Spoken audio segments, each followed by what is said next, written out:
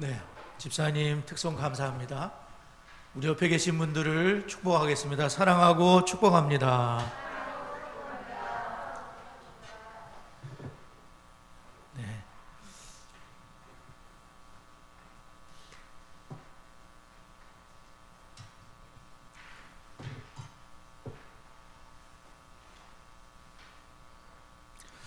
네, 오늘도 민수기 6장의 말씀으로 자녀들을 축복할 때에 옆에 계신 자녀들 머리에 손을 얹으시고 기도를 하셔도 좋고요.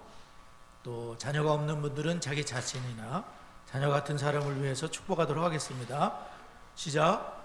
여호와는 다니와 성은이에게 복을 주시고 다니와 성은이를 지키시기를 원하며 여호와는 그의 얼굴을 다니와 성은이에게 비추사 은혜 베푸시기를 원하며 여호와는 그 얼굴을 다니와 성은이를 향하여 드사 평강 주시기를 원하노라. 그들은 이같이 내 이름으로 이스라엘 자손을 축복할지니 내가 그들에게 복을 주리라. 아멘.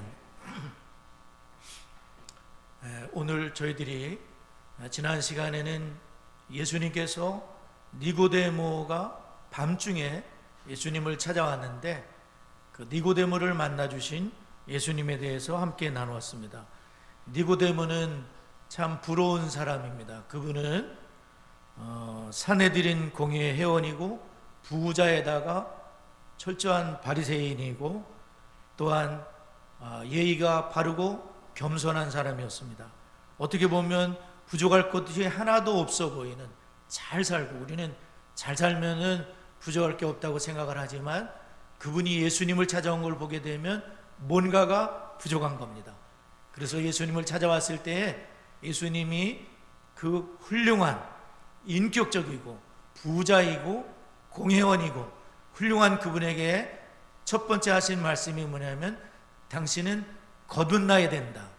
중생에 대한 말씀을 했습니다. 거듭나지 아니하면 하나님의 나라에 들어갈 수가 없다.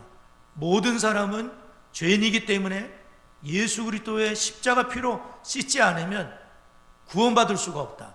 아무리 훌륭한 사람도 예수를 믿지 않으면 구원받을 수 없다 말씀하신 거예요. 그러면서 불뱀에 대한 얘기를 한 거예요. 12cm에서 15cm밖에 안 되는 작은 뱀이 텐트에 들어와 가지고 독성이 강했는데 꽉 물어서 사람들이 죽어가고 있을 때에 모세를 통해서 하나님은 놋뱀을 매달면은 장대에 놋뱀을 매달고 그 놋뱀을 쳐다보는 사람은 살 것이다.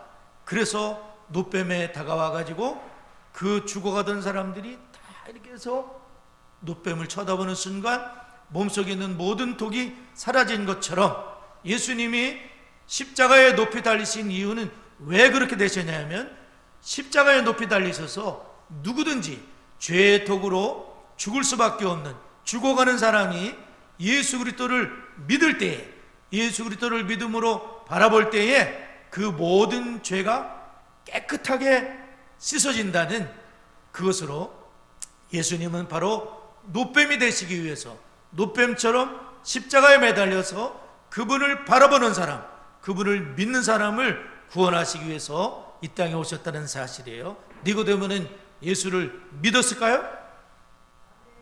네, 믿게 됐어요. 나중에 예수님의 그 시신을 장사하게 되는, 훌륭하게 되는데 이분이 거듭난 것 같아요. 여하튼 예수 그리스도를 믿어야 된다. 오늘은 또한 예수님께서 수가성의 여인을 만나는 내용이 기록되어 있습니다. 예수님은 니고데모 같은 분도 만나지만 수가성의 여인 같은 그런 분도 만나주시는 거죠. 오늘 첫 번째, 예수님은 어떤 사람이든지 기꺼이 필요를 채워주기를 원하신다. 어떤 사람이든지 예수님은 만나시고 필요를 채워주기를 원하신다는 말씀이에요. 요한복음 4장 9절 한 절 한번 읽어보도록 하겠습니다. 요한복음 4장 9절 읽습니다. 시작.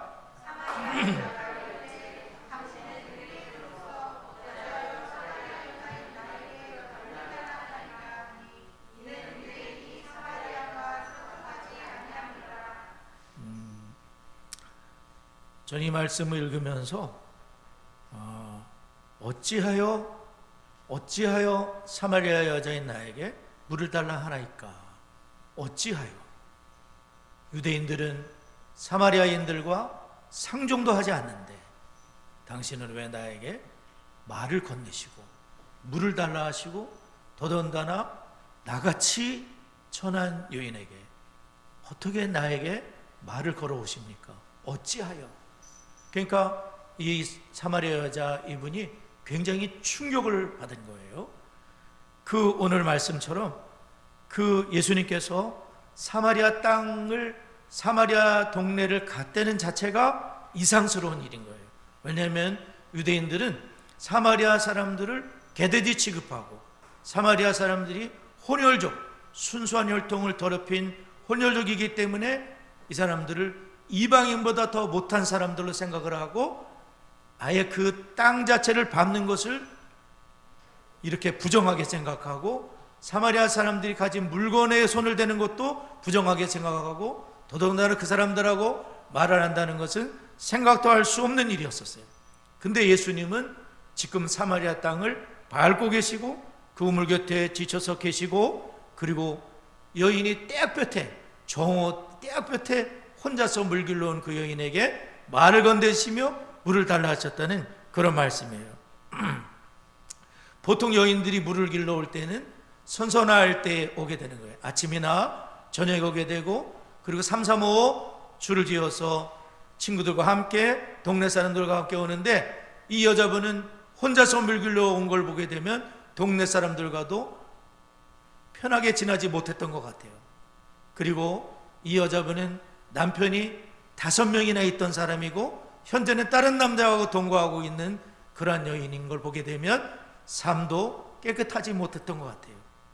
그리고 아마도 제가 생각할 때에는 그 동네에서 제일 못난 사람을 찾는다면 이 여자가 아닐까. 삶에 있어서, 운명에 있어서, 모든 것에 있어서 참 왕따 같은 참 부족한 그 여인에게 예수님이 가장 먼저 복음을 전하셨다는 사실인 거예요. 그러므로 이 예수님의 이 사랑은 참 차별이 없는 귀한 사랑인 것을 우리가 알게 되는데 니고데모를 만나셨잖아요. 니고데모는 부자에다가 똑똑한 사람에다가 공부도 많이 하고 훌륭한 인격의 사람이지만 그런 사람만 주님이 좋아하신 게 아니에요. 예수님은 참 사람이 왕따를 시키고 만나주지도 않고 같이 물길로 가주지도 않고 떼약볕에 마지 못해서 이 남자 저 남자 만나면서 방탕하고 어떻게 보면 부정하고 참 어떻게 보면 안식처를 찾지 못했던 참 상처 많은 사연이 많은 참 불쌍한 그 여인을 예수님은 사랑하셨다는 말씀인 거예요. 이야, 저 사람도 나를 알게 된다면, 나를 믿게 된다면 참 행복한 삶을 살 수 있을 텐데 하면서 예수님이 아마도 일부러 사마리아 동네를 찾지 않았을까? 너무나 피곤하고 지쳤지만 예수님은 그 복음이신 기쁜 소식을 구렁텅이에서 큰 안식처를 찾지 못하고 인생의 고달픈 인생을 살고 있는 그 한 여인을 구원하기 위해서 아니면 복음을 알지 못하고 늘 왕따로 살고 있는 사마리아 그 동네의 사람들을 주님이 사랑하셔서 하나님이 세상을 이처럼 사랑하셔서 독생자를 주셨다는 이 사실을 전하기 위해서 예수님은 사마리아 동네를 방문하신 거죠. 어찌하여 주님의 사랑은 차별이 없습니다. 맹인 거지 바디메오 거지에다가 눈이 먼 사람이니까 얼마나 길바닥에서 맨날 사람이 주면 먹고 주지면 않으면 굶어야 되고 빼빼하게 골아있는 그런 사람도 주님이 사랑하셨지만 여리고 그 부장 동네에 참 부자로 살았던 삭개오, 그 삭개오도 주님이 사랑하셨다는 것을 우리가 알고 있습니다. 그러므로 예수님은 부자들도 사랑하시지만 비천하고 가난한 사람도 사랑하신다는 것을 우리가 알게 돼요. 예수님이 성탄에 태어나신 곳이 어디입니까? 하나님이신 그분이 태어나신 곳이 베들레헴 말구유에 태어나시고 베들레헴은 유다 거울 중에서 가장 작은 동네였어요. 포민하지 않는 동네입니다. 그리고 예수님은 찢어지게 가난한 목수의 아들이요, 예수님의 엄마 마리아는 비천한 여인이었거든요. 친척들도 별로 인정해 주지 않는 비천한 여인의 몸에서 예수님같이 위대한 분이 거기에 태어나시고, 예수님은 잘난 체 하지 않았습니다. 30년을 침묵하며 아무것도 아닌 존재로 30년을 보내시죠. 그리고 딱 3년 공생에 일하시면서 예수님은 자기를 드러내는 것을 반대를 하시고, 예수님 참 겸손하고 온유하고 사랑이 많으시고 제자들의 발을 씻길 정도로 큰 섬겨주시고 끝까지 사랑해 주시고 배신 때리지 않고, 주님은 끝까지 사랑하신 분 아닙니까?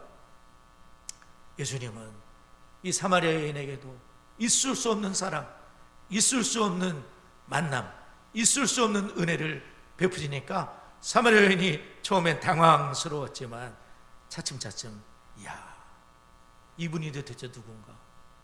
예수님이 내가 바로 메시아다 할 때 아멘 받아들일 수 있었던 것은 감동했기 때문이에요. 그 사랑에 감동했기 때문에. 감동하지 않으면 누가 무슨 말을 해도 받아들일 수 있나요? 에이, 그딴 소리, 아이고 웃기네, 당신이 무슨 메시아야, 나도 메시아다, 이럴지도 모르죠. 근데 이 메시아, 진짜 예수님의 그 사랑 앞에 이분이 감동을 한 거예요. 주님께서는 이렇게 우리의 모든 필요를 채워주기를, 이 정말 길을 몰라 방황하는 그 여자분, 그냥 남편이 길인 줄 알았더니 남편들이 다 계속 배신 때리는 거예요. 평생 당신을 위하겠다고 얘기하더니 금방 등 돌리고 다른 여자 찾아가고, 참 그런 일이 많았던 것 같습니다. 두 번째, 우리의 가장 절실한 필요를 채워주실 분은 오직 예수님. 가장 절실한 필요를 채울 분은 오직 예수님이라는 말씀이에요. 13절과 14절을 한번 읽어보도록 하겠습니다.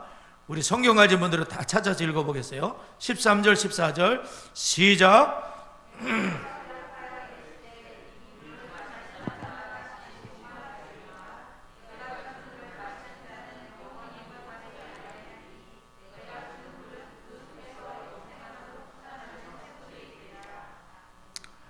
예수님께서는 이제 여인에게 대화를 하시는데 물을 좀 달라 이렇게 말씀했어요. 그러면서 물을 달라고 하니까 이제 여인은 이제 물을 정말 달라고 하는 줄 알고, 그러나 예수님은 하나님의 선물에 대한 얘기를 하시면서 예수님이 주는 물을 마시는 자는 내가 물을 줄 텐데 그 물을 마시는 자는 영원히 목마르지 않는다는 거예요. 그러니까 이 여자분이 쏠깃했습니다. 아, 그런 물이 있어요? 나 좀 주세요. 그러면 내가 여기 물길로 오지도 않고 목마르지 않게 해달라고 얘기했어요. 그때 예수님께서는 이 마시는 물을 말하는 것이 아니라 영생의 샘물, 영생의 샘물을 말씀하셨던 거거든요. 그러면서 예수님께서는 남편에 대한 얘기를 하는 거예요. 가서 당신의 남편을 불러오라. 그랬더니 이 여자분이 저는 남편이 없습니다. 그랬더니 예수님이 맞다.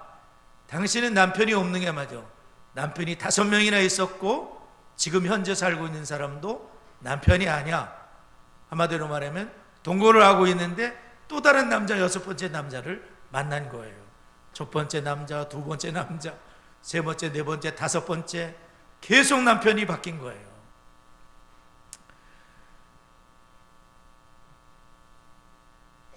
이 여인의 이렇게 삶을 보게 되면 얼마나 인생이 비참했던지를 알 수가 있어요. 남편을 만난 거는 좋은 남편을 만나서 행복한 가정을 이루고 자녀를 낳고 좋은 가정을 이루기 원했겠죠.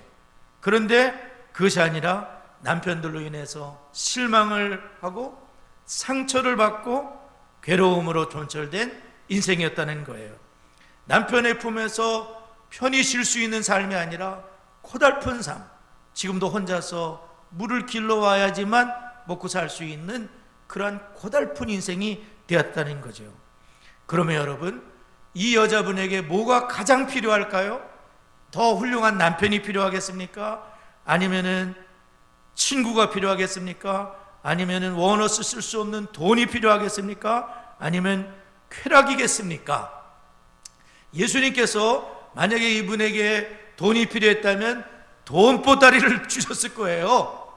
진짜 이분이 쉼을 얻는 게 돈이라면, 쾌락이라면, 건강이라면 그런 걸 주셨겠죠. 그러나 예수님께서는 그분에게 진짜 필요한 것이 무엇인지, 영생하도록 솟아나는 샘물이 무엇인지, 진짜 안식을 얻기 위해서는 예수 그리스도를 만나야 된다는 사실을 말씀하고 있는 거예요. 그러면서 예수님께서는 예배에 대한 말씀을 하셨는데, 그때 주님은 예배의 장소가 문제가 아니라 하나님은 신령과 진정으로 예배하는 자를 찾고 있는데, 지금 바로 그때라는 거죠. 그러면서 예수님은 이 여자분이 메시아라는 분이 오시면 모든 걸 알려주리이다, 그렇게 했을 때 예수님께서 내가 바로 네가 찾고 있는 메시아다, 이렇게 말씀을 한 거예요. 그러므로 이 여자분은 이분에게 가장 필요한 것이 무엇이냐면 메시아이신 예수님, 메시아이신 예수님을 만났을 때 이 여자분의 모든 필요가 채워진 것 같아요. 그래서 물동이를 버려두고 동네에 가서 내가 행한 모든 일을 말한 이분을 봐라, 이분이 바로 메시아입니다. 저는 메시아를 만났고 저는 저의 문제가 해결되었습니다라고 간증할 수 있었어요. 또 다른 남자를 만난 것이 아니고, 돈보따리를 만난 것이 아니고, 어떤 쾌락을 만난 것이 아니라 예수 그 인격을 만났을 때 모든 필요가 채워졌다는 거예요. 우리 사람의 필요는 예수님인 거예요. 예수님이 나의 주인이 되실 때, 예수님이 나의 마음속의 주인이 되실 때 모든 필요는 채워지게 되어 있어요. 다른 것을 찾을 필요가 없이 목마르지 않는 인생이 된다는 것을 예수님 보여요. 그래서 예수님이 다른 거 아무것도 준 것도 없어요. 베드로와 요한도 마찬가지죠. 은과 금은 내게 없지만 내게 있는 것으로 내게 주니 나사렛 예수님의 이름으로 일어나 걸어라. 당신에게 지금 필요한 것은 돈이 아니라 예수님이 당신을 일으키신다. 예수님이야말로 당신의 모든 것이 되신다. 그것을 말씀해주고 있는 거예요. 마지막으로 우리는 예수님을 전하는 삶이 살기를 주님이 원하고 계시죠. 28절에서 30절을 다 같이 한번 읽어보도록 하겠습니다. 28절에서 30절 읽겠습니다. 시작. 물동이를 버려두고 동네로 돌아가서 사람들에게 이르되 내가 행한 모든 일을 내게 말한 사람을 와서 보라. 이는 그리스도가 아니냐 하니 그들이 동네에서 나와 예수께로 오더라. 여인은 이분이 메시아임을 확신했습니다. 이분이라면 메시아가 맞다. 왜 그러냐면요, 이분은 유대인과 달랐습니다. 아까도 말씀드렸지만 어찌하여, 처음에도 감동을 주었지만 이분을 만나니까 굉장히 나의 모든 과거를 알게 되면 부끄러워지거든요. 근데 이상하게 나를 부끄럽게 만들지 않는 거예요. 왜냐하면 정죄하는 분이 아니거든요. 정죄를 하면 왜 그렇게 못난 인생을 살았어? 좀 열심히 좀 살지. 왜 그렇게 수치스럽게 살았어? 깨끗하게 좀 살지. 도덕적으로 살지.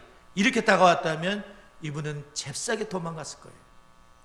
그러나 예수님은 그녀를 부끄럽게 하기 위해서 오신 게 아니에요. 용서하기 위해서 오셨고, 끌어안아주기 위해서 오셨고, 이분이 그런 삶을 살아도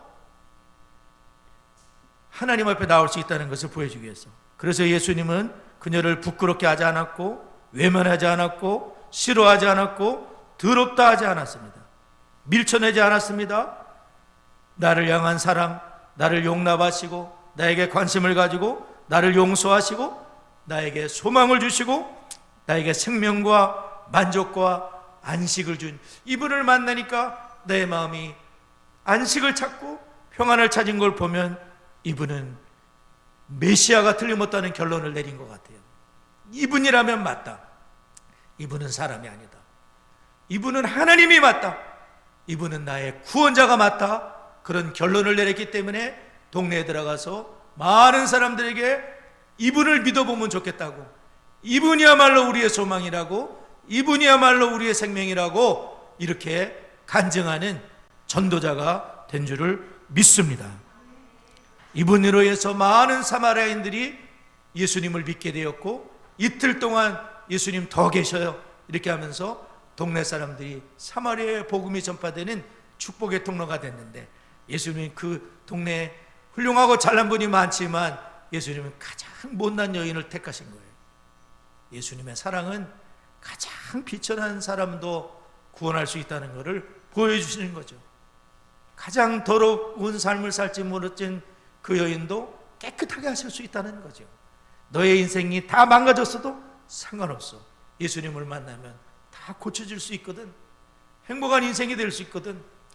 남편들에게서 찾지 못했던 그 안식과 쉼을 예수님의 품 안에서 찾을 수가 있고, 예수님이 나의 주인이 되시면 더 이상 다른 것을 찾을 필요가 없이 목마르지 않는 인생이 된다는 것을 말씀해주고 있는데, 저와 여러분도 예수님이 우리를 만나 주셨기 때문에 사실은 우리가 돈을 쫓아갈 필요도 없고 다른 세상의 쾌락을 쫓아갈 필요가 없이 날마다 예수님과 함께 목마르지 않는 인생이 된 줄을 믿습니다.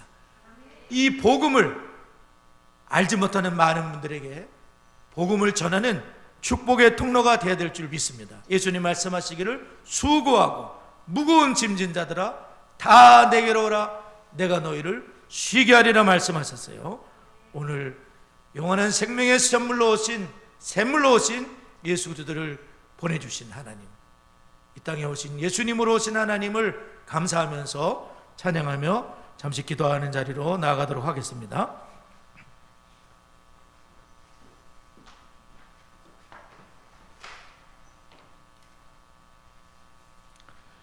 우리 좋으신 하나님을 찬송하겠습니다.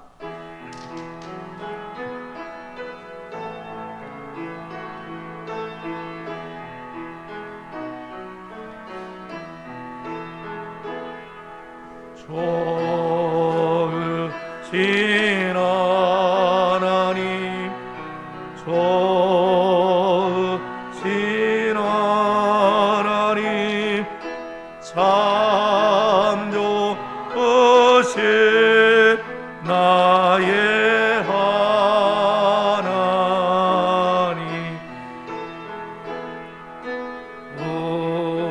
우리의 기도를 응답해 주시는 참 좋으신 나의 하나님,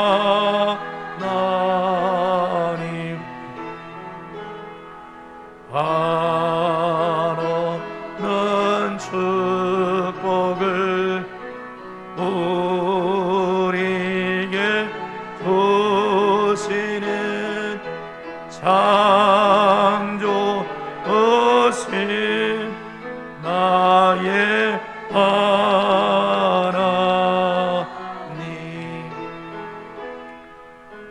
우리 시간 합심해서 기도할 때 비천한 나를 사랑해 주시고 구원하여 주신 하나님의 사랑 감사드립니다.